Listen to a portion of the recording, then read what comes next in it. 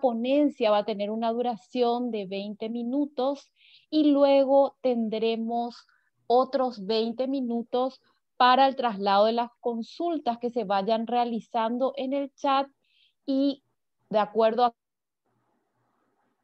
quien vaya destinada a cada consulta, entonces los ponentes van a responder. Así que sin más preámbulos voy a hacer la presentación de nuestra primera expositora. Ella es la doctora Graciela Bernis de Benítez, abogada y escribana pública por la Universidad Nacional de Asunción, egresada de la Escuela Judicial del Paraguay y maestrando por la Universidad Nacional de Rosario y la Universidad de Columbia. Litigante y especialista en solución de conflictos y controversias laborales. Su práctica se extiende al asesoramiento de empleados, sindicatos, federaciones, empresas, asociaciones, cooperativas, embajadas. La doctora Graciela Bernis va a desarrollar el tema el sumario administrativo a docentes del Magisterio Nacional, a funcionarios del IPS y a funcionarios del Poder Judicial. Procedimiento, debido proceso y derecho a la defensa en el ámbito administrativo y una crítica sobre el tema. Doctora, tiene usted la palabra. Muy buenas tardes a todos los colegas. Veo que hay muchos amigos en la charla. Gracias, doctora Rocío, por la presentación y vamos a nuestro tema.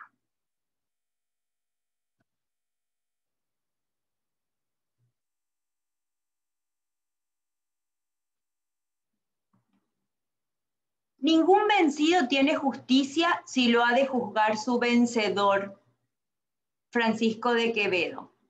Y para Platón, la peor forma de injusticia es la justicia simulada. ¿Quién como funcionario público o como defensor no ha considerado perdido su sumario administrativo con la lectura de resolución que ordena la instrucción? ¿Qué funcionario público sumariado no se considera en desventaja cuando le instruye en sumario? ¿Y qué garantías procesales tiene realmente un funcionario público en un sumario administrativo cuando la administración es juez y parte? Estos son los principales cuestionamientos que vamos a ir respondiéndonos en este taller. Tenemos que el poder de punición estatal tiene tres andamiajes. El poder de punición penal, a través de la jurisdicción penal. Tenemos el poder de punición administrativo, que los laboralistas lo conocemos en el Ministerio de Trabajo, cuando hay incumplimientos de normas laborales en ese ámbito, o el incumplimiento de normas tributarias que generan al contribuyente sumarios en la SED. Y el que hoy nos ocupa y que venimos a tratar acá, que es la facultad de punición del Estado en el ámbito administrativo en relación a su funcionario, al funcionario dependiente, y que significa su poder disciplinario sobre el mismo. El sumario administrativo, como todos sabemos, es el procedimiento que sigue el Estado a sus funcionarios para determinar si cometieron una falta y si con su actuar o con su omisión cometieron una falta que merezca una sanción. La naturaleza de este sumario administrativo es que la sanción y el mismo sumario son administrativas y pertenecen a la rama del derecho, que es el derecho administrativo disciplinario. El objetivo del sumario administrativo va mucho más allá que el simple sumario, porque lo que pretende es mantener y sostener la administración pública, el servicio público.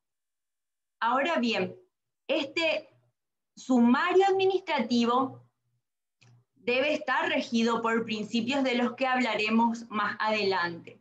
La normativa que rige el sumario administrativo en forma general, la que intentó normar todo lo que tenga que ver con el sumario administrativo y el poder disciplinario del Estado sobre sus funcionarios nombrados y contratados, es la ley 1626 del año 2000, a la que hizo ya referencia el doctor Pérez Avid cuando iniciábamos la charla.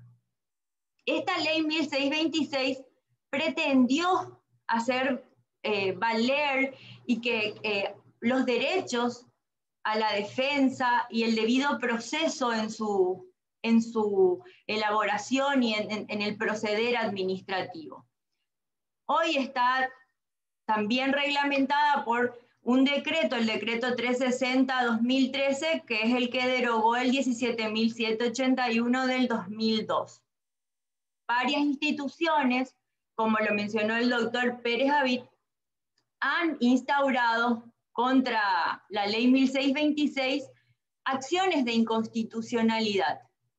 Acá, gracias a esta página de la Secretaría de la Función Pública, podemos ver que muchas instituciones, las que tienen el OK en verde, se rigen por la ley 1626, muchas otras se rigen a medias y otras, como el Ministerio de Educación en relación a los docentes, a los que ejercen el Magisterio Nacional, el IPS y la Corte Suprema de Justicia, no se rigen por esta ley 1626. Y es justamente de esos que no se rigen por la ley 1626 de los que voy a referirme yo.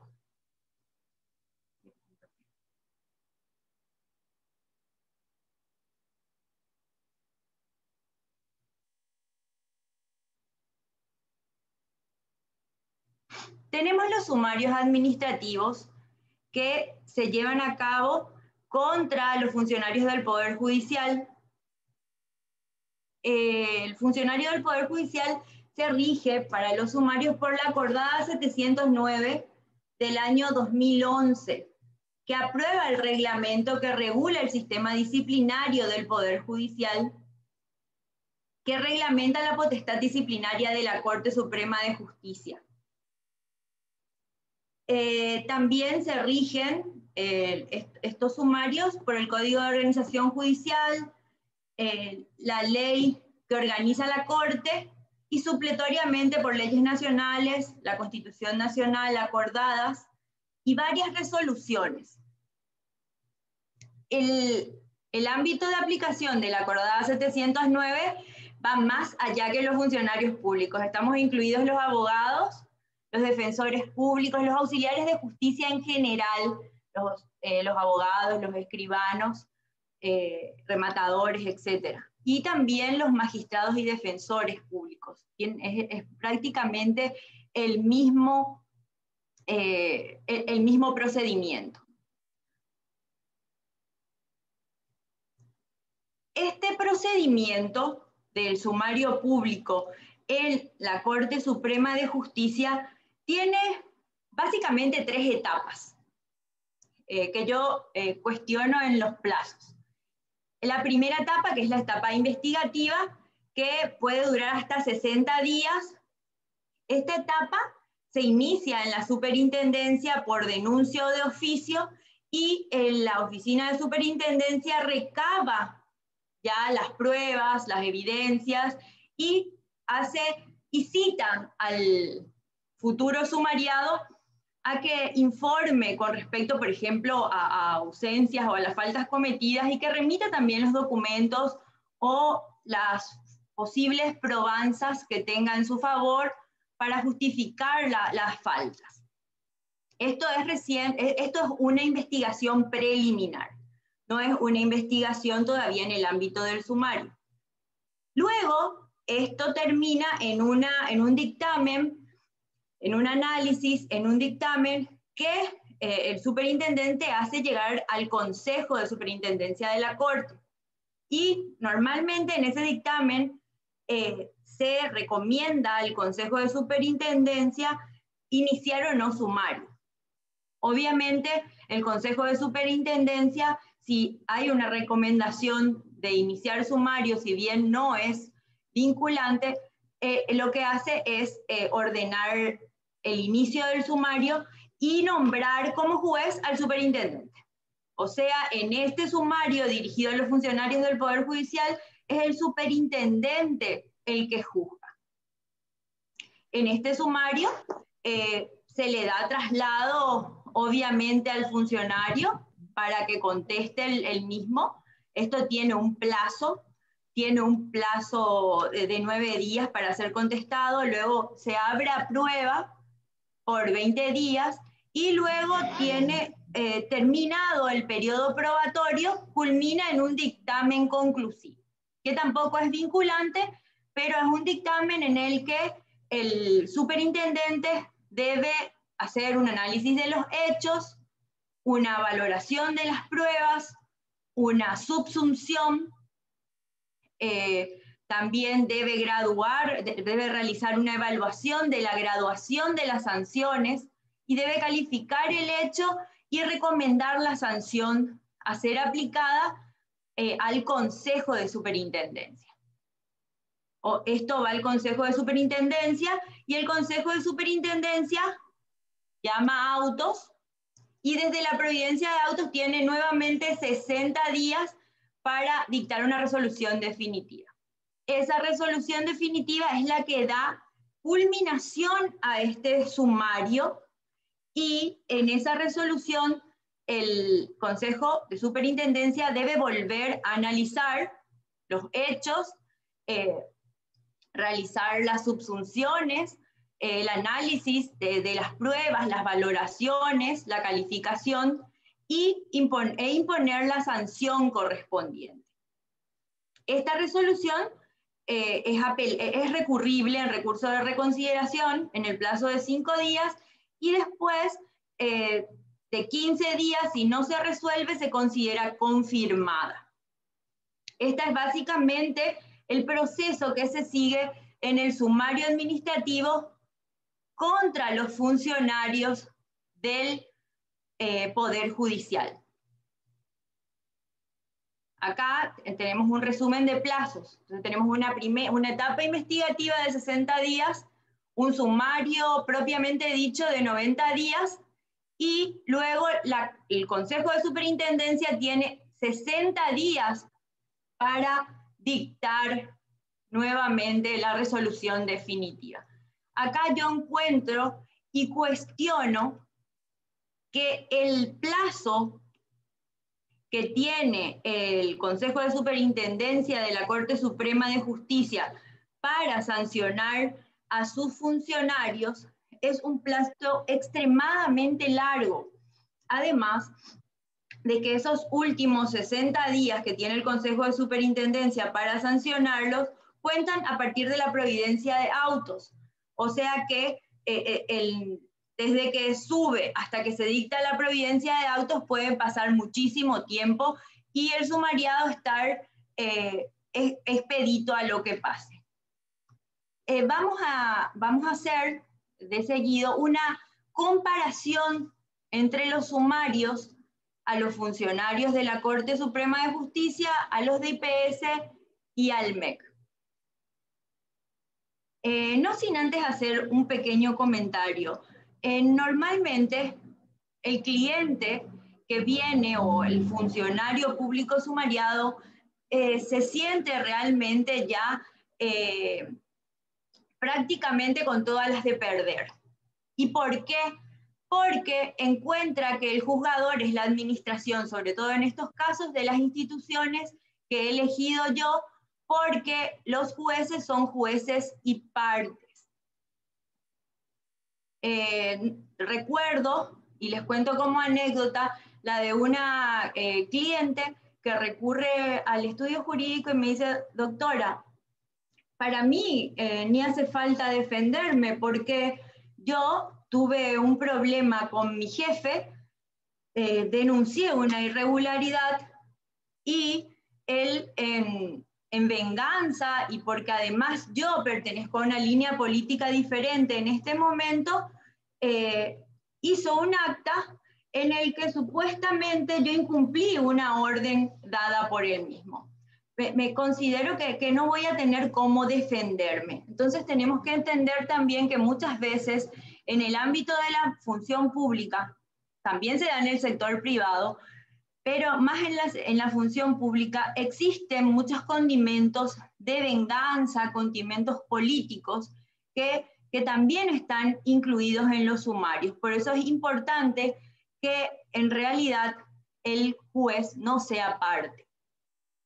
Bueno, como ya dije, la reglamentación del sumario que es llevado a cabo por la Corte Suprema de Justicia está regido por la acordada 709/2011, por varias otras acordadas, por el Código de Organización Judicial, por la Ley 609, resoluciones, manuales de funciones. En IPS está regido por el Decreto Ley 1860/50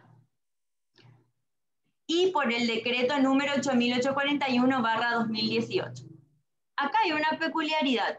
Obviamente que para venir yo a dar este taller estuve haciendo investigación y encontré que este decreto es la réplica de la ley 1626 y creo yo que no es un reglamento de la Carta Orgánica del IPS, que es más bien, es una ley y tendría que tener nivel de ley porque el rango de ley, porque la Constitución Nacional exige que la función pública, la carrera administrativa esté regulada por ley. O sea que este decreto debería tener rango de ley. Doctora Bernis, le quiero contar de que tenemos 4 minutitos para que se completen los 20 minutos, por favor, ¿sí? Para tenerlo. 4 minutitos. Sí. Bueno, perfecto. Entonces no voy a poder terminar, pero voy a ir a las críticas. ¿Cuáles son las principales críticas que yo hago a los sumarios administrativos en el sector público? Como ya dije primero, como van a ver, tanto en la Corte como en el IPS como en el MEC, el juez es juez y parte. Se permite la oficiosidad probatoria, o sea que el juez, el superintendente y el juez, también en el caso del IPS y el MEC, puede proponer pruebas, puede realizar las pruebas y esto va en detrimento de los derechos al debido proceso y a la defensa en juicio que tiene el sumariado, porque el mismo no puede controlar pruebas que son realizadas a sus espaldas o vencido el término del periodo probatorio. Entonces, no existe el debido proceso cuando no rige el principio de oficiosidad probatoria, cuando rige el principio de oficiosidad probatoria. Esto es inquisitivo. Y lo que se pretende es que en los países donde rige la democracia y el Estado social de derecho, los principios de derecho, la defensa y el debido proceso sean los que resguarden este tipo de sumarios. Bueno, vamos a dar por terminado acá el taller, pero oportunamente lo continuaremos. Muchísimas gracias.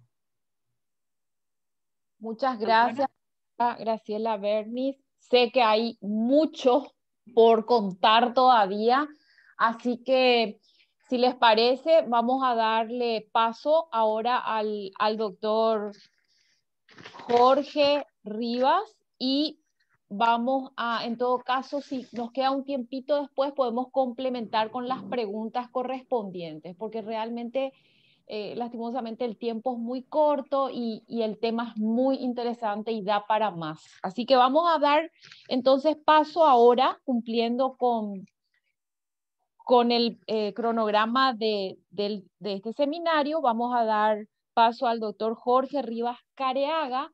Él es especialista en Derecho Procesal Civil profundizado y estrategia de litigación por la Universidad Católica de Asunción. Es profesor del curso de grado de Derecho Político y Derecho de la Integración y del Comercio Exterior en la Facultad de Ciencias Jurídicas de la Universidad Autónoma de Encarnación.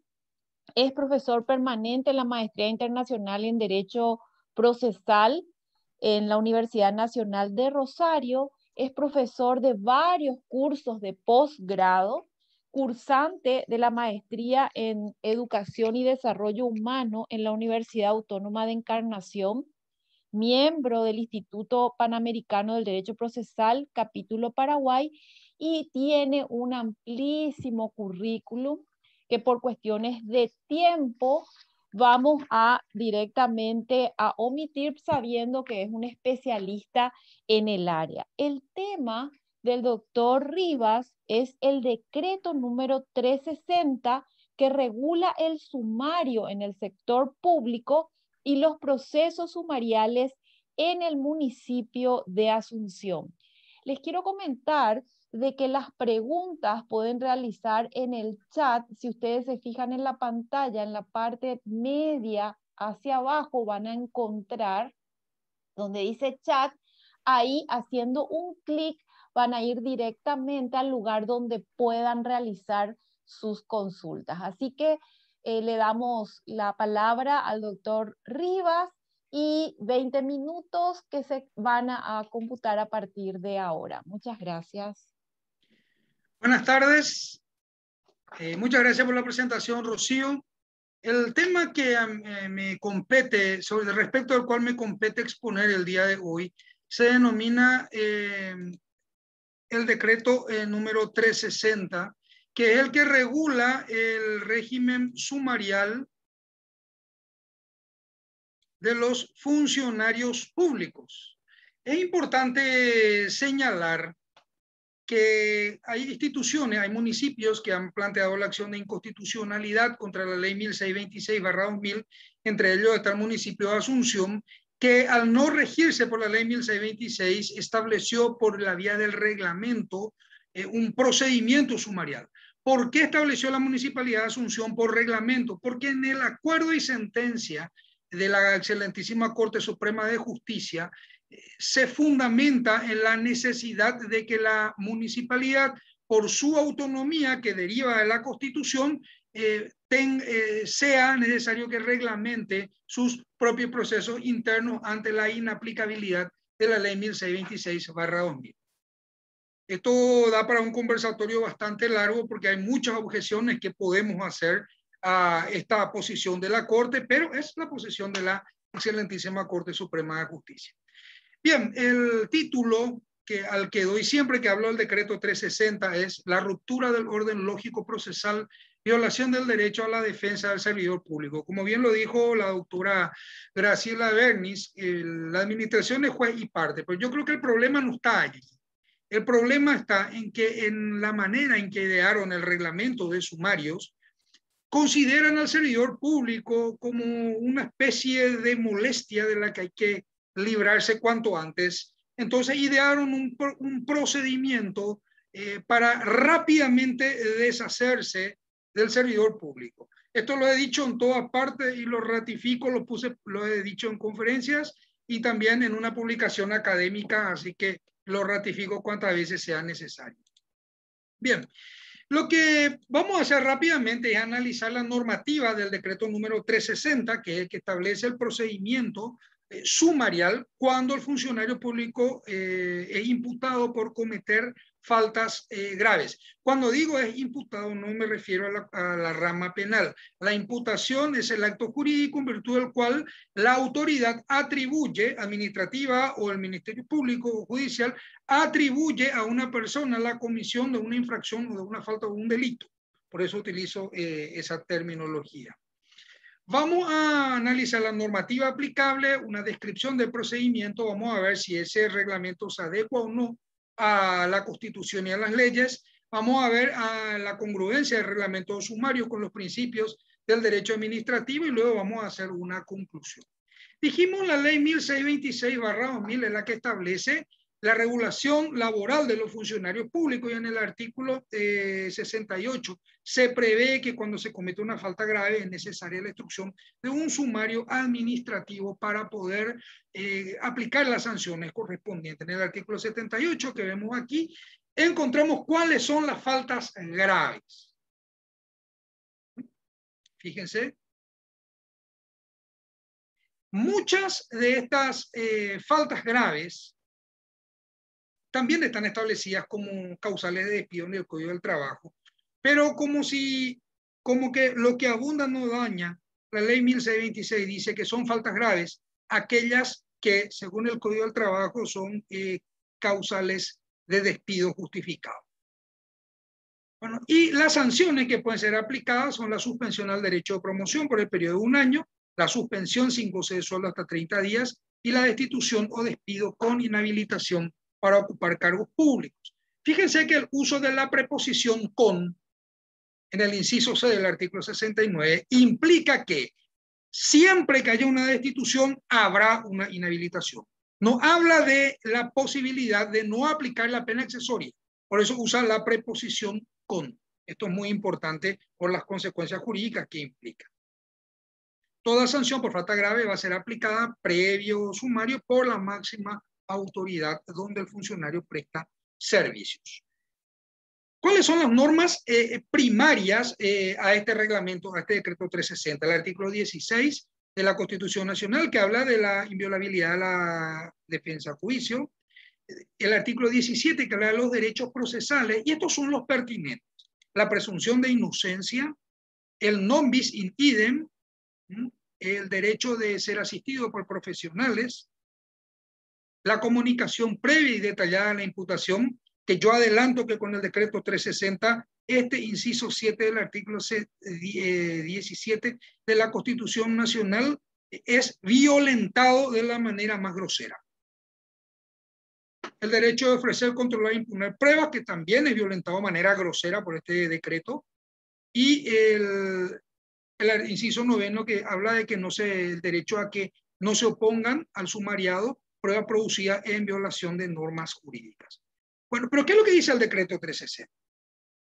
En primer lugar, la ley 1626 habla de algunas reglas generales sobre el sumario. Dice que supletoriamente se aplicará el procedimiento del Código Procesal Civil en los juicios de menor cuantía, entiéndase el procedimiento de justicia letrada, legislado en el Código Procesal Civil, y faculta al Ejecutivo a reglamentar el sumario. Como vamos a ver seguidamente, en la reglamentación no se sigue el modelo escogido por el legislador. Bueno, el sumario se puede iniciar como consecuencia de la denuncia formulada por cualquier persona. Esa denuncia puede ser inclusive anónima, pudiendo mantenerse en reserva el nombre del denunciante hasta la finalización del sumario.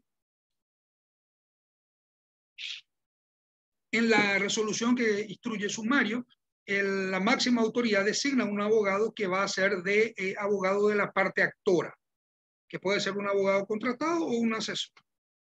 Y la representación se ejerce con una simple resolución. No hace falta un poder general. Establece el decreto, en concurrencia con la ley, que una vez dictada la resolución de apertura del sumario, se interrumpe el plazo de prescripción del Estado para castigar al funcionario que ha cometido una falta grave. Este procedimiento no prevé la actuación de un actuario, de un secretario. El juez instructor es juez instructor, ujier notificador, actuario. Y las notificaciones son por automática. El diligenciamiento de las pruebas será realizado de modo oral por registro de actas en una sola audiencia, y los incidentes que motiven la producción de la prueba deben ser resueltos inmediatamente en dicha audiencia, siendo irrecurrible la decisión tomada por el juez instructor. Ojo con esto, cuando se realiza la audiencia de producción de las pruebas, allí se plantean los incidentes, pero incidentes únicamente relacionados a las pruebas. En la crítica vamos a ver que es lo que pasa en la práctica.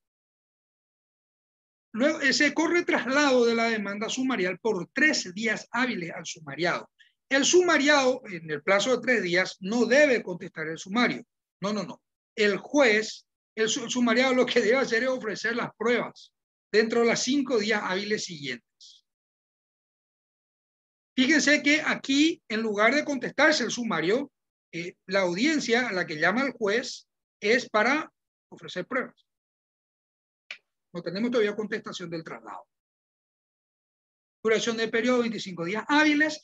Y aquí hay una curiosidad. Como no hay un actuario que certifique las actuaciones del juez instructor, el decreto dice que el sumariado tiene que ir todos los días a donde está el juez instructor a certificar la última actuación. Y si él no se va, entonces el juez instructor tiene que pedirle a 2 funcionarios de la oficina que certifiquen cuál fue la última actuación.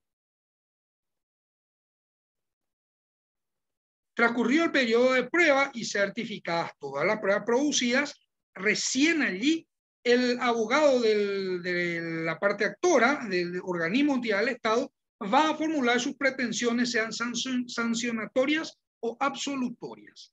Y luego deberá ser contestado el sumario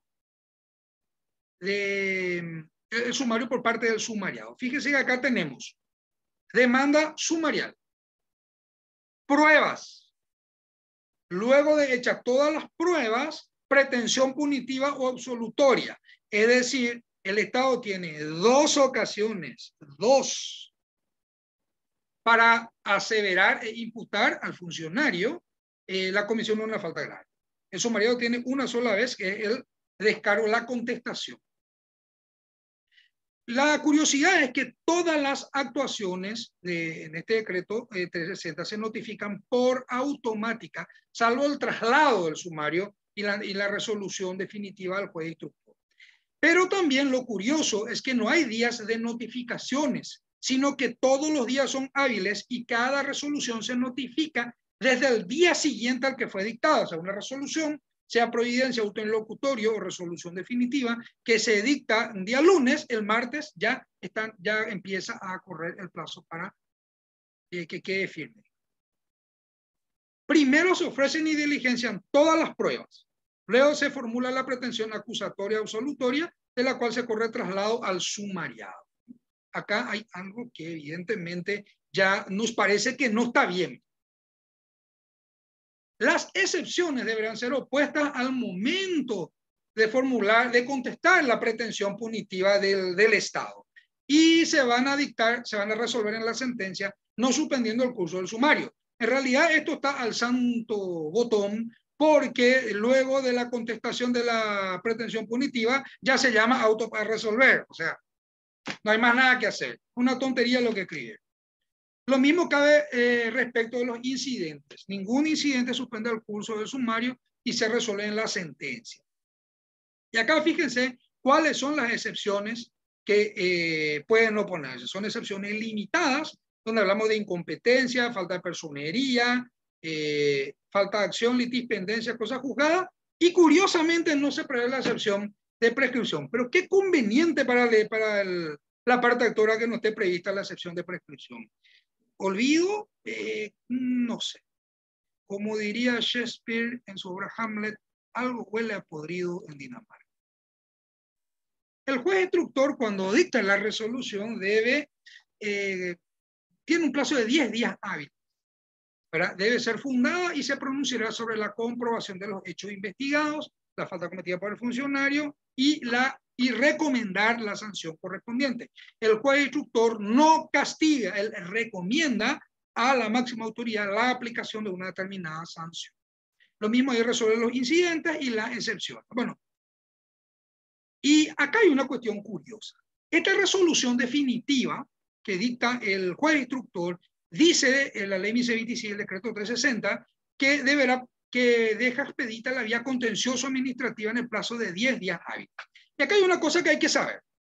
Nosotros tenemos 2 salas en el Tribunal de Cuentas. En la primera sala rechaza las demandas promovidas contra las resoluciones del juzgado de instrucción con el argumento de que la resolución del juez instructor no es un acto administrativo, es un simple acto de administración, es un acto preparatorio de la voluntad administrativa, por tanto no es susceptible de impugnación ante lo contencioso administrativo. En tanto que la segunda sala del Tribunal de Cuentas dice que ya admite las demandas y les da trámite con el argumento de que la ley dice que puede cuestionarse. Bueno, realmente acá tenemos un problema de, entiendo yo, acá yo le doy una crítica al legislador. Jamás una resolución de juez instructor puede ser impugnado ante lo contencioso administrativo porque no es un acto administrativo. Entonces, no debió escribirlo en la ley y genera esta divergencia de interpretaciones.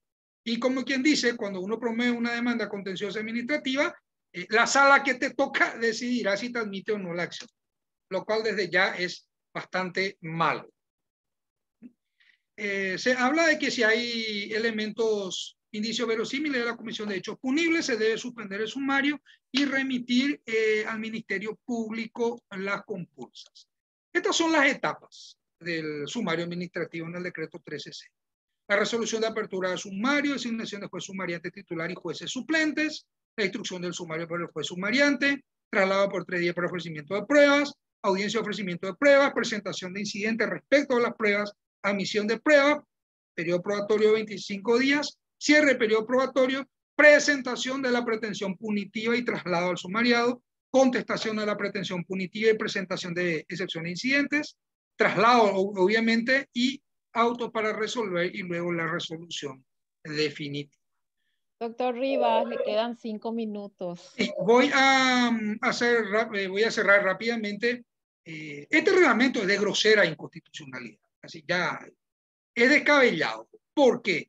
Primero que nada, viola el derecho de producir, ofrecer y controlar pruebas. ¿Por qué? Todos sabemos que las pruebas deben versar únicamente sobre los hechos controvertidos. En este procedimiento no hay hecho controvertido porque el sumario no se contesta, sino después de producidas las pruebas. Entonces, ¿cómo yo voy a controlar, si defiendo al trabajador, la pertinencia de las pruebas producidas por el Estado patrón? Pero por otro lado, como el Estado patrón lo que hace es formar una demanda sumarial y luego tiene una pretensión punitiva en donde claramente puede modificar su pretensión inicial, yo imaginé qué pruebas iba a producir, imaginé qué me va a decir el abogado del Estado. Luego de imaginar todo eso, de producir todas esas pruebas, tengo que contestar la segunda vez que el Estado me imputa a la comisión una falta grave. Esto se llama, en términos coloquiales, procesamiento corto y fusilamiento rápido. No existe otra palabra para definir lo que es este decreto 360. No hay imputación clara y clara de la infracción cometida al funcionario, porque lo que generalmente se hace es, se remiten el legajo de antecedentes y el hecho de que yo tenga los antecedentes, eso no dice exactamente sobre qué va a versar la discusión. Esto lo sabe cualquier abogado que litiga. Una cosa son los antecedentes y los documentos y otra cosa es la aseveración que hace el Estado, porque yo me voy a defender no de los documentos, sino de la aseveración del Estado.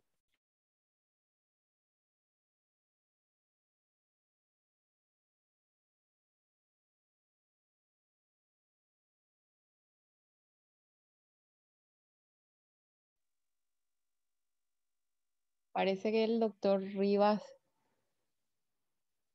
se quedó congelado. A ver. Hay un rompimiento de la estructura lógica del orden procesal que debe tener todo sumario y en consecuencia esto produce la más absoluta indefensión. Por otra parte, como el juez instructor es juez, es ujier y es actuario, si yo le quiero plantear un incidente de nulidad de actuaciones porque no me notificó bien la resolución de instrucción del sumario, lo tengo que hacer al final del sumario. Y me pregunto yo, ¿el juez instructor va a declarar la nulidad del sumario que él notificó, que él tramitó, y sabiendo que si anula su sumario, él comete falta grave y va a ser sumariado él? Esto es así. Si no fuera esto un cuerpo normativo vigente, daría risa. Pero en realidad nos debe causar preocupación. Bueno, y ¿Qué es lo que pasó acá? En términos claros, con el orden lógico de cualquier procedimiento es demanda, contestación, excepciones, pruebas, alegatos, sentencia. Acá se trastrocó todo, sale para cualquier cosa. Notificaciones por automática y lo más simpático, como está todo trastrocado, no hay posibilidad real de defensa, no hay posibilidad real de control de pruebas, no hay comunicación previa y detallada de la imputación. Y hablando en términos coloquiales, este decreto exige que primero uno se seque y luego uno se bañe, cuando lo racional es hacerlo en el orden inverso.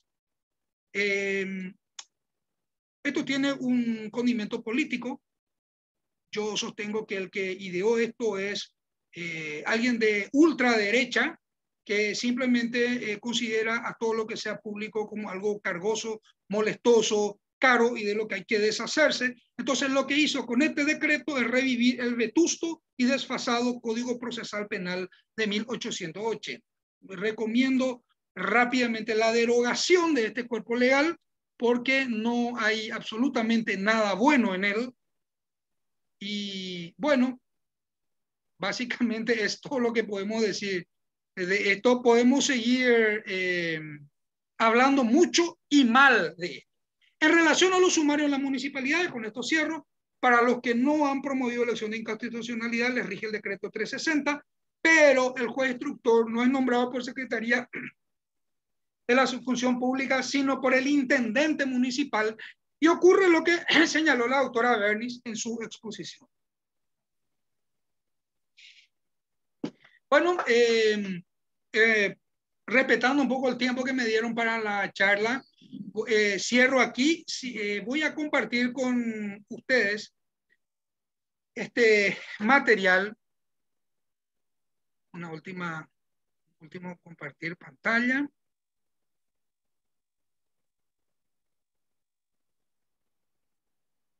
Rato.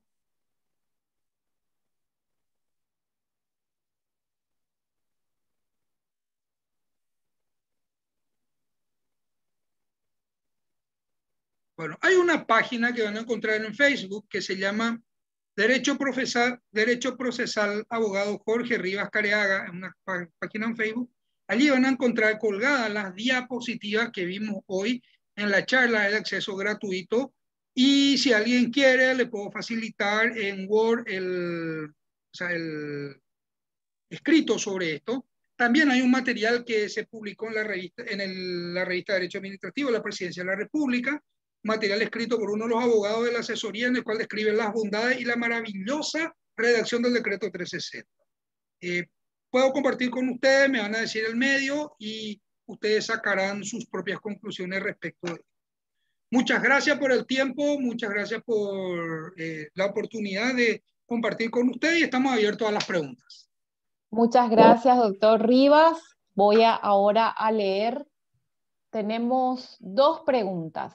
La primera de ellas dice: el asiento del juzgado de instrucción debe observar lo preceptuado en el artículo 14 del Código de Organización Judicial, segundo párrafo, que dice: en las acciones contra funcionarios públicos derivados del ejercicio de sus funciones, ¿será competente el juez de su domicilio legal?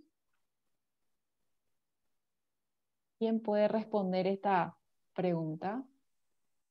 Bueno, el reglamento establece que se designa un juez instructor y en la resolución el juez instructor designa cuál es la sede del juzgado de instrucción. En la práctica puede ocurrir que los jueces instructores se designan de lo que se llama el registro de jueces sumariantes de la Administración Pública, RAXA creo que se llama, que se registran en la Secretaría de la Función Pública. Y puede básicamente hacerse un sumario, un funcionario, por ejemplo, de la Presidencia de la República, sumariar a un funcionario de aduanas que tiene su sede en Mariscal Etiarrí, o en Pilar, o en San Juan Misiones, o un funcionario del MOPC que está comisionado a Coronel Oviedo. O sea, no. Ese artículo que han mencionado, el decreto este no lo reglamenta.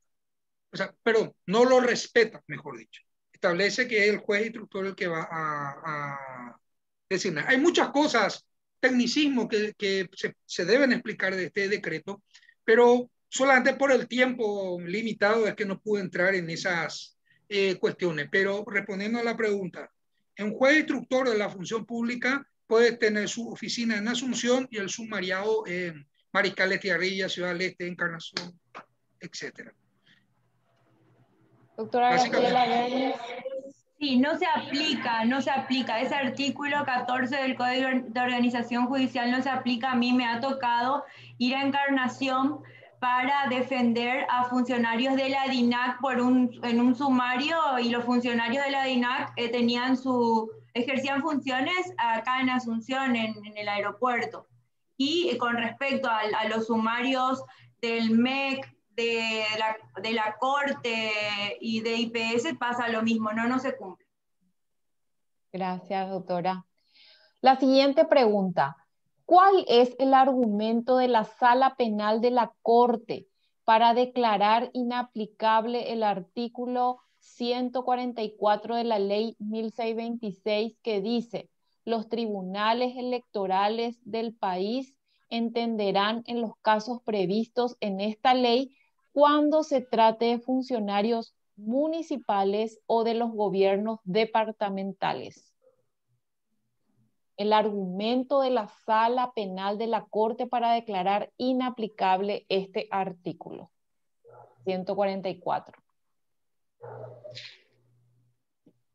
Bueno, tengo que reconocer que conozco la declaración, pero no he tomado muy en cuenta los argumentos. Lo que se puede decir con relación a eso es que la Constitución habla de la justicia electoral, y la justicia electoral tiene su propio sistema de administración de justicia, y meter en el fuero electoral, que está para una cuestión específica establecida en la Constitución, el juzgamiento de las acciones contenciosas administrativas a funcionarios de municipalidades y gobernaciones, pareciera reñir con el objetivo de la creación de la justicia electoral en la Carta Magna. Podríamos ir por ese lado. Particularmente, si usted me pide mi opinión, yo le diría, facilita el acceso a la justicia, pero se atenta contra la especialización que se tiene que tener. Impugnar una acción contenciosa administrativa de un trabajador, de un servidor público, requiere una doble versación profesional. Primero, el abogado tiene que conocer derecho laboral, porque si no sabe derecho laboral no va a poder cuestionar. Pero segundo, debe conocer derecho administrativo, porque la impugnación en lo contencioso administrativo no se hace sobre la base de la injusticia, sino sobre la base de la regularidad o no del acto administrativo y de su correspondiente legalidad como consecuencia de la regularidad. ¿Se entiende? Entonces, la impugnación se realiza de manera distinta. Y al darle a los jueces electorales, que son muy buenos para hacer elecciones, porque de hecho los resultados han sido buenos desde que se creó la justicia electoral, una materia en la cual no tienen la especialización adecuada, pareciera inadecuado. Es lo que protestamos los laboralistas contra los jueces multifueros. Juez de primera instancia en lo civil y comercial, laboral, de la niñez y la adolescencia, y después te mezclan todos los procedimientos. No sabemos cómo tramitar. Algo parecido sucede en las salas contenciosas administrativas electorales. Doctora Graciela, ¿usted tiene algún comentario al respecto? Sí, en algún momento leí que es porque considera que la sala consideraba que la 1626 no respetaba la autonomía de las municipalidades. Y ese era uno de los fundamentos. Ok. Hay otra pregunta. Dice, para el doctor Rivas, ¿tiene conocimiento del nuevo proyecto de ley de la función pública a cargo de la ministra Cristina Bogado? He visto un proyecto de hace 2 años que venía de la Secretaría de la Función Pública, no sé si hay uno posterior, pero aquel proyecto en realidad más bien se refería a aumentar los años para adquirir la estabilidad laboral, limitar algunos derechos ya establecidos, lo cual contraría las normas internacionales que Paraguay ha ratificado, lo cual ya hace la ley de inconstitucional.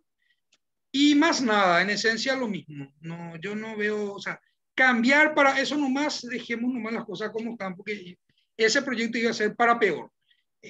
Acá hace falta una reforma integral de la función pública, pero esa reforma tiene que pasar por atender todas las aristas del problema. No solamente un criterio fiscalista o un criterio rencoroso de, por ejemplo, ¿por qué los trabajadores del sector privado tienen que tener 10 años de antigüedad para alcanzar la estabilidad y los funcionarios públicos 2 solamente? O sea, acá hay una injusticia, entonces queremos que a todos le suban a 10 años como a todos. O sea, hay una especie de espíritu revanchista, ¿verdad? Y los análisis para la reforma de la ley no pueden darse con el corazón, sino tienen que darse con la cabeza, previo estudio de todas las circunstancias y con respeto al derecho vigente. Si nosotros queremos violentar las normas de carácter constitucional o internacional ratificadas por el Paraguay, ya vamos por mal camino. Y justamente, históricamente, todas las veces que hicimos así, se crearon más problemas que soluciones. Gracias. Doctora Bernis, en el caso de los sumarios contra docentes, ¿qué ley es aplicable o cuáles son? Sí, la ley del Estatuto del Educador, la ley 1725/2001, el decreto reglamentario, el que reglamenta los sumarios administrativos al Magisterio Nacional, que es el decreto 7936/2017, y varias otras resoluciones. Pero hay una muy importante, que es la resolución número 5/2017, que es que establece que hay un periodo de investigaciones preliminares que lo realiza el fiscal de educación, que se llama periodo de consolidación de denuncia, que es la etapa preliminar al sumario propiamente dicho. Gracias, doctora. Bueno. Doctor Rivas, pero en la 1626 el contratado no tiene estabilidad. Hay un hermoso trabajo de la ex ministra Miriam Peña que habla sobre la estabilidad y ella sostiene, y comparto al 100% con su aseveración, de que el Estado lo que hace es precariza el trabajo de los funcionarios. Hay una sentencia también muy interesante que se dictó hace poco de un contratado contra una municipalidad y la Corte sostiene lo siguiente. Primero dice, atiendan esto, el juez del trabajo se declaró incompetente y esa declaración de incompetencia fue ratificada por el Tribunal de Apelación del Trabajo. Eso está mal, dice la Corte. Y después resuelve ya sobre el fondo diciendo, no podemos anular todo lo fallado para después obligarle a tramitar de vuelta un juicio. Entonces resuelve sobre el fondo y sostiene que el funcionario que realiza tareas, que es contratado año tras año, que realiza tareas propias del funcionario permanente, que realiza tareas que están dentro del organigrama institucional, no puede sino ser considerado funcionario permanente y por ende, al ser desvinculado, tiene derecho a la indemnización conforme a su antigüedad. Eso es lo que sostiene la Corte. Yo estoy absolutamente de acuerdo. Hay algunas cuestiones sí en las que me gustaría profundizar más, pero básicamente concuerdo con eso. Y también hay que tener en cuenta, cuando hablamos de contratados en la función pública, por favor, tenemos que tener que existe lo que se llama el clasificador presupuestario, donde se habla del objeto del gasto. El objeto del gasto 100 es servicios personales, 111 es sueldo, que es para los funcionarios permanentes. A partir del 140 al 148 en el Estado Nacional y hasta el 149 en la Municipalidad de Asunción, son diferentes categorías de contratos civiles, salvo el 144 jornales, que para la Municipalidad de Asunción es permanente y para el Estado es civil. Yo no entiendo cómo puede considerar contrato civil a un jornal. Pero bueno, así salen las leyes de presupuesto. Lo que hay y 145 es honorarios profesionales. ¿Por qué hago esta disquisición? Porque según tu objeto del gasto, donde está descrito en el clasificador presupuestario, las tareas que te son asignadas, es que puede o no encuadrarse dentro de lo que se llama una función permanente. ¿Se entiende? Alguien que cobra por el objeto del gasto 145 honorarios, si no marca horario, o sea, si no registra su asistencia y tiene cierta libertad de acción, no puede ser considerado funcionario permanente. Entonces, Doctora, para poder hacer el encuadre, es necesario conocer el clasificador presupuestario y el objeto del gasto de ese contratado para saber si se puede o no solicitar esa indemnización. Por eso acá hay derecho administrativo y derecho laboral, que hay que conjugarlo bien para poder hacer la demanda. Doctora, Quiero agregar que es muy triste. ¿Puedo hablar? ¿Sí? Adelante, Sí, adelante. por favor. Quiero agregar que es muy triste la situación del contratado, porque el contratado en realidad ni siquiera tiene fuero cuando le despiden. Porque si recurre a lo laboral, el juez en lo laboral se declara incompetente. Va el expediente, uno apela, la Cámara en lo laboral dice que es contencioso. Y el tribunal contencioso manda a lo civil, y en lo civil uno llega a la corte y la corte dice no. Entonces no tiene dónde recurrir. En su momento, las expresiones del doctor Jorge Luis Bernis eran que eran parias de la justicia, y es así porque son la variable de ajuste de cada gobierno.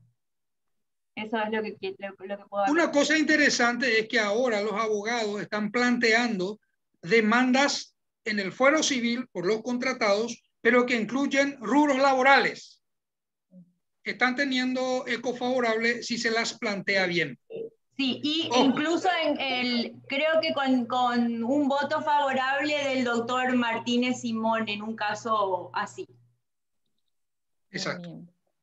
Hay una última pregunta que dice, en el sumario administrativo, ¿puede utilizarse la prueba pericial? En caso afirmativo, ¿pueden ilustrarnos con la manera de admitirse y sustanciarse? Bueno, hay una cuestión. El sumario administrativo se rige primero por la ley 1626, segundo por el Código Procesal Civil, proceso de conocimiento sumario. Es decir, se debe realizar ante el muy improbable caso de que sea procedente una prueba pericial, tendría que hacerse bajo las reglas del Código Procesal Civil, parte general de la prueba, porque el proceso de conocimiento sumario se rige en materia probatoria de manera supletoria por la parte general, y es ese capítulo del Código Procesal Civil el que rige al sumario en la función pública. El asunto es el siguiente: el reglamento no prevé ese tipo de cuestiones, y vamos a ver cómo, es a la suerte, a lo que el juez instructor te quiera admitir. Básicamente va a ser eso. Este es el problema con este tipo de reglamentos redactados por gente maliciosa o por gente con poco conocimiento de la materia. Cualquiera de las dos situaciones se aplica a esto. Doctora Bernis. Sí, que hay que tener en cuenta también que no existe una especialidad y los jueces de sumarios no se dedican únicamente a esa función, sino que son sorteados de todos los abogados que ejercen esa función, o que tal vez ni siquiera ejerzan la función de abogados en su institución, pero tienen el título. Entonces uno no puede estar seguro de la idoneidad, pero claro que tendría que caber, que tendría que aplicarse en los casos de los sumarios el Código Procesal Civil en forma supletoria, y en mi experiencia en ciertos sumarios, como dice el doctor, dependiendo del juez, se nos ha dado las pericias caligráficas, por ejemplo, y hemos pedido que se nombre un perito de oficio y también hemos llevado un perito de parte. Pero siempre va a depender de la voluntad del juez. Sería bueno proponer, si es que alguna vez se van a hacer modificaciones a la ley 1626, es que haya una escuela y también para estos jueces instructores de sumario, que se dediquen exclusivamente a eso y que no pertenezcan a ninguna cartera específica. Esa es mi acotación.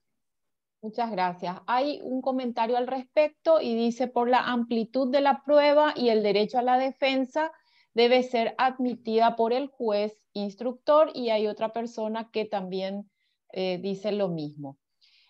Hay una pregunta para la doctora Bernis, si existe el recurso de reconsideración o jerárquico contra las resoluciones del juez instructor en el MEC, y cuántos días tiene para recurrir a la acción contenciosa. Bueno, justamente este es un tema debatido, lo cuestiona siempre en las acciones la Procuraduría. Sí existe un recurso de reconsideración previsto en el decreto reglamentario de sumarios. Si ustedes, si analizamos, siempre es la autoridad administrativa, la máxima autoridad administrativa la que debe imponer la sanción.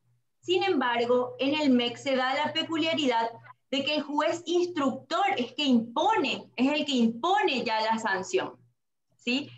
Sí se tienen 5 días para recurrir en reconsideración, que se presenta en forma fundada ante el mismo juez, que luego debe subirla al ministro de Educación. Y lo que no está determinado es el plazo que tiene el ministro para expedirse. Y como rige la ley de la función pública en forma supletoria, la Corte dice en sus fallos que en realidad el plazo es de 15 días, que el ministro de Educación tiene 15 días para expedirse, y si no se expide, se considera una denegatoria ficta. Y la Procuraduría, cuando uno plantea la acción contenciosa, dice que prescribe la acción, porque en realidad los 18 días deben contarse desde la resolución que dicta el juez sumariante. Porque pasa que en la ley del estatuto del educador está previsto que solamente procede el recurso de reconsideración contra las sanciones de tercer grado. Las de primero y segundo grado ahí son suspensión, las de segundo grado son traslado hasta destitución. Se destituye el juez. Y lo único que realmente debe aplicar el ministro es la sanción de tercer grado, que es la casación de matrícula. Y la Procuraduría entiende que solamente en estos casos es cuando procede que el ministro se expida. Y eso es todo. Sí procede el recurso de reconsideración. Gracias, doctora. Otro comentario dice: otra irregularidad en la designación de los jueces de instrucción es que la institución demandante contra el funcionario debe abonarle su viático, contraria al artículo 16 de la Constitución, que estatuye como condición la independencia e imparcialidad del juez. Si tienen algún comentario al respecto. Quiero mencionar algo. En realidad, en ningún trámite con la administración pública, en el derecho administrativo, existe imparcialidad del juzgador, porque siempre es la administración contra el administrado. Eso es en absolutamente todos los trámites administrativos que se hacen con el Estado. Ustedes van a pedir una habilitación de un negocio y es la municipalidad contra ustedes. No hay un tercero que decide si está bien o está mal. Lo mismo ocurre con el régimen disciplinario. Y algo similar ocurre en el derecho laboral, cuando el empleador ordena la instrucción de un sumario administrativo al trabajador para aplicarle una sanción o recomendar una sanción de más de suspensión hasta 8 días. O sea, siempre existe esa desigualdad. Se supone que para eso está el control judicial. Ahora bien, esto es lo que dice la doctrina tradicional sobre el tema. ¿Qué es lo que sucede en el procedimiento contencioso administrativo con los viáticos? Como dijo la doctora Graciela, el juez instructor es un funcionario público de la lista de jueces sumariantes de la función pública, que es designado por sorteo. Ese señor es abogado, cumple una función específica en un organismo o entidad del Estado. Y el sumario es una tarea más, él no es relevado de sus obligaciones. Tiene que estar trabajando en el mismo horario y en las mismas cosas que siempre, pero además tiene el sumario. el sumario es una suerte de carga para él. Se le remunera, se le da un viático porque él tiene que realizar todas las actuaciones. El asunto es, ¿dónde está la perversidad de esto? Primero que nada, te obliga a realizar un trámite ante el organismo demandante o entidad demandante para generar el pago. Segundo, no siempre son expeditivos con el pago. Hay veces en que uno termina el sumario y pasan meses y siguen así sin pagar. Entonces, hay instituciones del Estado que son famosas por no abonar en tiempo y forma y los jueces e instructores se excusan argumentando cualquier cosa con tal de no tomar un sumario porque son malos en el pago del viático. Pero además, genera otra cuestión. Te puede tocar un sumariado que está en la oficina, en un ente del Estado, a 2 cuadras de tu oficina, o uno que está en Encarnación, Ciudad del Este, Concepción, Pedro Juan Caballero o Mariscal de Tierrilla. Y el monto es exactamente el mismo. Es decir, puede darse el caso de que ni siquiera te alcance para cubrir la primera notificación y la última, que es también por cédula. Después tenés el quebranto de que te paguen tu viático, que vos tenés que tramitar internamente, tenés que hacer el sumario sin perjuicio de tus funciones. Generalmente el que te paga el viático te quiere condicionar el resultado del sumario. Eso es una cuestión cultural. O sea, yo pago y se hace lo que yo quiero. Una cuestión cultural. Y bueno, hay varias cosas que se desprenden de este sistema. A mí me parece particularmente que debería ocuparse la Secretaría de la Función Pública y tener previsto un sistema de notificaciones y quizás un plus por responsabilidad o algo así, o tener jueces instructores específicos y no cualquiera. Es cuestión de cambiar el diseño, pero este sistema actual se presta a demasiadas maniobras. ¿Cuándo se puede plantear la excepción de prescripción en un sumario? Y al finalizar el procedimiento, al contestar la pretensión punitiva, aunque no esté prevista, los abogados generalmente la oponen. Y lo gracioso es que cuando no se quiere darle la razón, se dice, esa excepción no está prevista, por tanto la rechazo. Pero si yo fuera juez instructor, resolvería el fondo de la cuestión. Diría, ¿hay o no hay prescripción? Y no hay por este motivo, porque han habido estos actos interruptivos de la prescripción. O sí hay prescripción porque se hizo tarde el sumario, pero no rechazar porque en el reglamento no está previsto. Eso es algo, como la ley de fondo prevé la prescripción del poder punitivo, obviamente tiene que ser una defensa admisible la prescripción si es que ha operado la misma. Doctora Graciela, no sé si usted tiene algún comentario al respecto. Fue muy completo el doctor Rivas al explayarse. Muy bien, muy bien. Bueno, hay otro comentario. También procede el recurso de reconsideración contra las resoluciones del Ejecutivo Municipal conforme al artículo 270 de la Ley 3.966/10. Qué linda pregunta, qué linda cuestión esta. Pasa que salvo que el municipio haya obtenido una declaración de inconstitucionalidad de la ley 1626, entonces todo lo que tenga que ver con el sumario, salvo la designación del juez instructor, se realiza conforme a la ley 1626 y el decreto 360. Y el recurso de reconsideración está previsto generalmente para otros menesteres. Yo te diría, no lo hagas, o si lo haces, esperar los 10 días, 18 días hábiles se tiene para promover la acción contenciosa administrativa contra la resolución del intendente municipal. Si querés hacer el recurso de reconsideración, que es optativo, yo te recomiendo plantearlo exactamente el día 11, plantea tu demanda contenciosa administrativa. No juegues a la suerte de decir el recurso de reconsideración interrumpe el plazo para la promoción de la acción contenciosa administrativa. Mejor no jugar con esas cosas. Mejor. Lo peor que nos puede pasar a los abogados cuando litigamos es tenemos un criterio jurídico sólido, Podemos estar equivocados, pero es sólida nuestra posición y estar supeditados a la suerte, al azar, a lo que nos toca. Eso es horrible. Yo creo que no hay un solo abogado que le guste esa situación. Doctora Graciela, ¿algún comentario de su parte? Sí, opino lo mismo que el doctor Rivas, jamás jugaría con el plazo y plantearía la demanda el día 11, ha sido siempre mi estrategia en los casos del MEC, también en este. Muchas gracias. Bueno, los comentarios, muy buena exposición, excelente. También son todos comentarios de muy buena exposición, excelente los doctores. Así que vamos por aquí. A ver si hay otro comentario. Ya felicitaciones para ambos expositores. Así que si no hay otra pregunta más, creo que llegamos entonces a la parte final.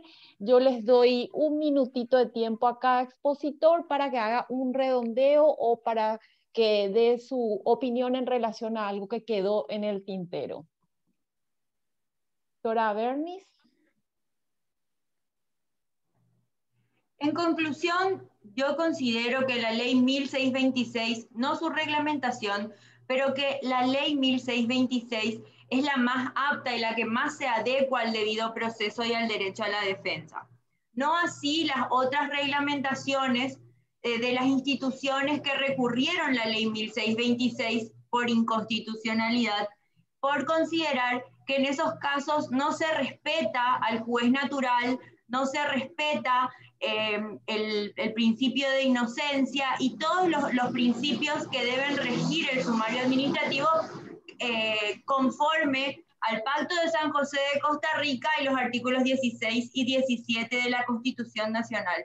Y quiero acotar que no se olviden los colegas y también los funcionarios de que pueden plantear las excepciones no previstas y entre ellas la excepción de prescripción, porque el sumario también prescribe desde el momento que la entidad, que el ente o que la autoridad respectiva del ente toma conocimiento del hecho en cuestión. Y recién se interrumpe con el inicio del sumario. O sea, que si desde la comunicación, denuncia o primer trámite por el que la autoridad toma conocimiento del hecho, hasta el auto de apertura de sumario o hasta la resolución que ordena que se abra sumario, han transcurrido más de un año, debe plantearse la excepción de prescripción. Que tengan muy buenas tardes, muy agradecida de haber compartido este tiempo con ustedes. Y agradecida a la AL por haberme permitido este espacio. Muchas gracias, doctora. Doctor Rivas. Sí, quiero mencionar algo. Yo estoy en desacuerdo con utilizar de manera supletoria el Código Procesal Civil. ¿Por qué? Porque el Código Procesal Civil fue diseñado para contienda entre particulares, desalojo, alquileres, cumplimiento de contrato. Nosotros tenemos un Código Procesal del Trabajo vigente. ¿Por qué no usar el Código Procesal del Trabajo como cuerpo legal supletorio si justamente estamos hablando de derechos laborales de los funcionarios públicos o de infracciones laborales de los funcionarios públicos? ¿Por qué usar el Código Procesal Civil o peor aún el Código Procesal Penal? Por un lado, ¿cuáles son las consecuencias en la práctica? Con el código, así como está redactada la ley 1626, yo no tengo el indubio pro operario, no tengo el indubio pro funcionario, que sí lo tengo en el Código Procesal del Trabajo. No lo tengo, en cambio, en este sumario. Y la Constitución, cuando habla de la función pública, habla de los derechos laborales, y claramente dice que los funcionarios públicos tienen los derechos laborales establecidos en la Constitución. También le rige el indubio pro operario, pero en la ley reglamentaria y en el procedimiento sumarial no tiene este principio del indubio pro, ni como regla de procesamiento, ni como regla de juzgamiento. El juez instructor no está obligado a fallar en caso de dudas en favor del sumariado, porque la ley no le habilita para eso, y es por el modelo escogido por el legislador. Yo creo que inclusive más adelante, como un desafío de la AL, podríamos plantear un reglamento de sumarios sobre la base del Código Procesal del Trabajo, que es un cuerpo vigente tiene reglas, más allá que yo tengo mis diferencias con el código, pero es muchísimo mejor que la 1626, que el Código Procesal Civil, y ni qué decir del decreto 360. Entonces vamos a mejorar, se puede hacer eso. De hecho, el reglamento sumario de la Municipalidad de Asunción está hecho sobre el Código Procesal del Trabajo, y saben que si mantenemos los plazos del Código Procesal del Trabajo, la estructura del Código Procesal del Trabajo, el sumario lo culminamos fácilmente en 2 meses. O sea, ¿para qué meter cuerpos legales extraños cuando tenemos algo vigente perfectamente aplicable al caso que nos ocupa? Bueno, eso es todo de mi parte. Muchísimas gracias, doctor Rivas. Ya finalizando, voy leyendo los comentarios. Felicitaciones a ambos por la gran temática. Muy buena la exposición de ambos colegas. Muchas gracias, excelente taller. Felicitaciones. Dice, la excepción de prescripción se plantea en base a la ley 1626. Excelente todo. La próxima, más tiempo de exposición, lo tendremos en cuenta. Un desafío es plantear un procedimiento contencioso administrativo laboral para sumario a los servidores públicos. Ese es el último mensaje en el chat. Bueno, así que llegamos a la parte final de nuestra conferencia virtual, no sin antes agradecerle a los expositores por tan brillante exposición. Son dos excelentes abogados del área, con mucho conocimiento en sumarios administrativos, que nos han dado todo lo que conocen. Yo sé que quedaron muchas cosas en el tintero, pero las conferencias son así, el tiempo es limitado, así que podemos continuar seguramente en una próxima, ampliando. Así que muchísimas gracias a todos por la presencia. Aquí dice la doctora Graciela Bernis, un placer haber compartido el taller con ustedes. Muy buenas noches a todos. Y otra persona dice, sería genial que dure más tiempo. Así que lo tendremos en cuenta, estamos para eso, así ir perfeccionando y dándole un toque mágico en cada una de estas conferencias que vamos a ir realizando. Así que muchísimas gracias por la presencia de cada uno y nos vemos en una próxima. Muchísimas gracias. Chao.